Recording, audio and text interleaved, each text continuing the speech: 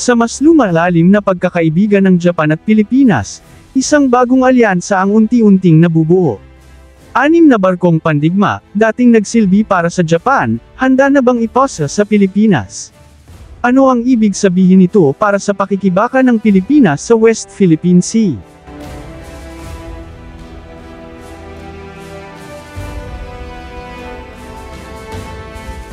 Ngayong araw, samahan niyo ang inyong Philippines defense enthusiasts, para alamin ang buong kwento sa likod ng Abukuma-class ships deal na ito, at kung paano nito babaguhin ang kakayahan ng Pilipinas, na ipagtanggol ang mga teritoryong nais agawin sa kanya.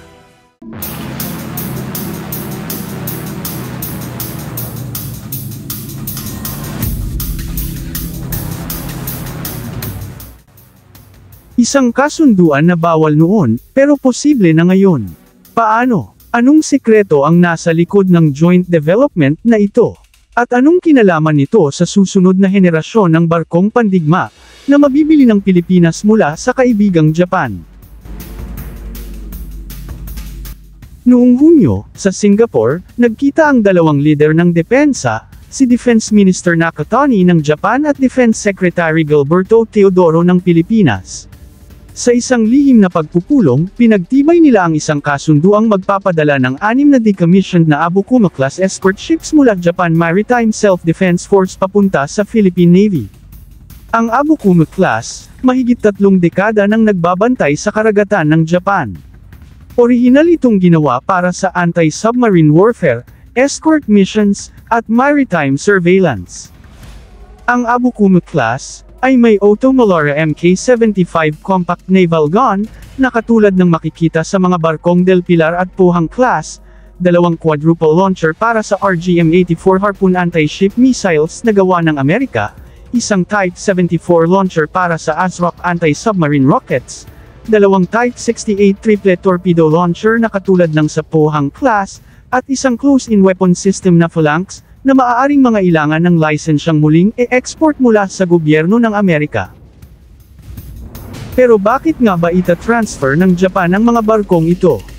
Simple lang, dahil sa mabilis na modernisasyon ng kanilang navy, kailangan nilang palitan ang mga lumang barko ng mas bago, automated na vessels.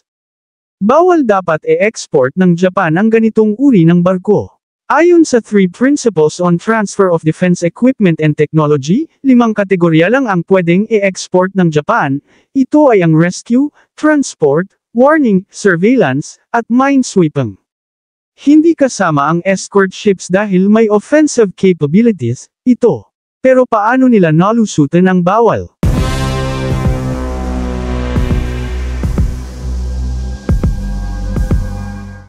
Ang sagot, joint development. Katulad ng fighter jets na jointly developed with UK and Italy, at ng Mogami-class frigates para sa Australia, pwede lamang i-export ang mga offensive weapons and equipments, kung ito ay bahagi ng isang joint project. Sa madaling salita, i-modify ang Abukuma-class, babaguhin ang equipment, communication systems, ayon sa request ng Pilipinas. Sa papel, ito ay joint development. Sa realidad, may dagdag na sandata ang Pilipinas. Hindi lang basta upgrade ang hatid nito. Sa harap ng agresibong maritime expansion ng China, kailangan ng Pilipinas ang modernisadong barko para protektahan ang ating mga isla at exclusive economic zone. Ibig sabihin, luma man ang hull ng barko, ngunit ang mga equipments and weapons and sensors nito, ay pagtulungang e-upgrade ng Japan at Pilipinas bago ito pumasok sa serbisyo ng Philippine Navy. Kung titingnan, merong 4 na bagong frigates ang Pilipinas at 6 din na mga offshore patrol vessels ang darating. Ngunit malinaw na hindi hihinto ang Philippine Navy pagdating sa capability upgrades nito. Dahil sa 6 na escort ships na ito, mas lalaki ang puwersa ng Navy, at mas magiging compatible sa technology ng Japan at US. Interoperability, yan ang tunay na layunin. Kung magkasama ang mga Navy ng Japan at Pilipinas sa training, mabilis na magkakaintindihan sa operasyon, tactics, at communication protocols. Pero bago maisakatuparan ang pag-transfer, kailangan munang inspeksyonin ng ating Navy. Sa taong ito, bibisita ang Philippine Navy para i-check ang kondisyon ng mga barko, mula engine, sensors, hanggang weapons system. Dahil hindi biro ang maintenance ng barko, 30 years nang naglayag ang Abukuma class. Kahit dekalidad ang gawa ng Japan, kailangan pa rin ng budget para sa refitting at training ng crew.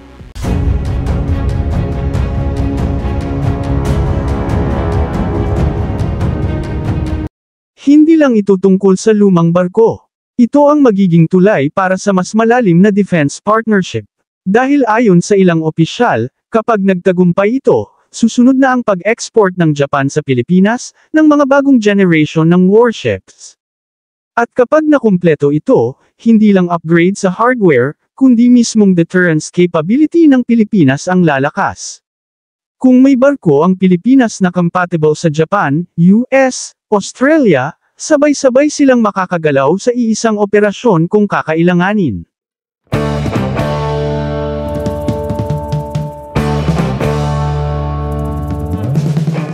Isa sa pinakamalaking benepisyo na makukuha ng Philippine Navy sa Japan, kapag natuloy ang pag-transfer ng mga escort destroyers na ito, ay ang pagkakaroon na ng Pilipinas ng mga ASROC anti-submarine missile system.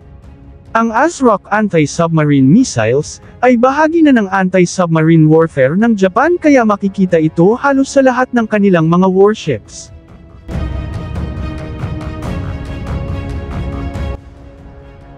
Siyempre, hindi mananahimik ang China.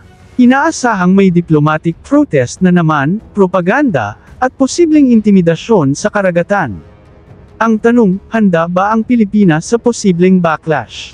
Mula sa diplomatic note hanggang harassment sa mga mangingisda, lahat iyan parte ng mas malawak na laro sa West Philippine Sea. 6 na barko, isang bansa na handang tumulong, isang navy na sabik mag-modernize, at isang karagatang puno ng tensyon.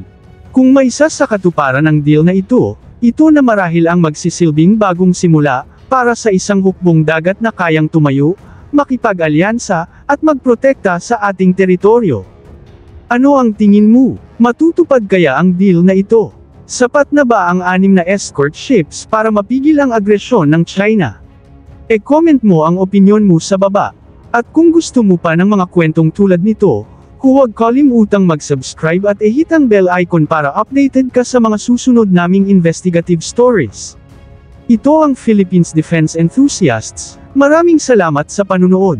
Panipit.